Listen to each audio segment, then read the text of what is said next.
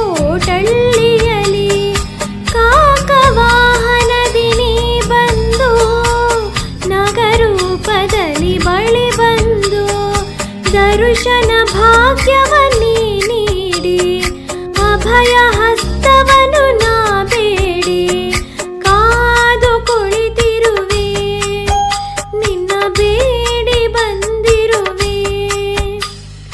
ಸೂರ್ಯಪುತ್ರನೇ ಛಾಯಾಸುತನೇ ಶ್ರೀ ಶನಿ ಮಹಾರಾಜ ಓಂ ನವಗ್ರಹ ರವಿ ತೇಜ ರಾಜ ವಿಕ್ರಮನ ನಿಂದನೆ ಮಾತಿಗೆ ಸಿಟ್ಟಿಗೆದ್ದು ದೃಷ್ಟಿಯ ಬೀರಿದೆ.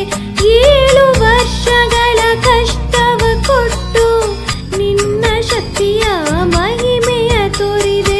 ನಿನ್ನ ಶಕ್ತಿಯ ಬಲ್ಲವರ್ಯಾರು ನಿನ್ನ ಮಹಿಮೆಯ ಅಳಿಯುವರ್ಯಾರು ಕೇಳೋ ಶನಿದೇವ ನೀ ನನ್ನ ಕುಲದೈವ.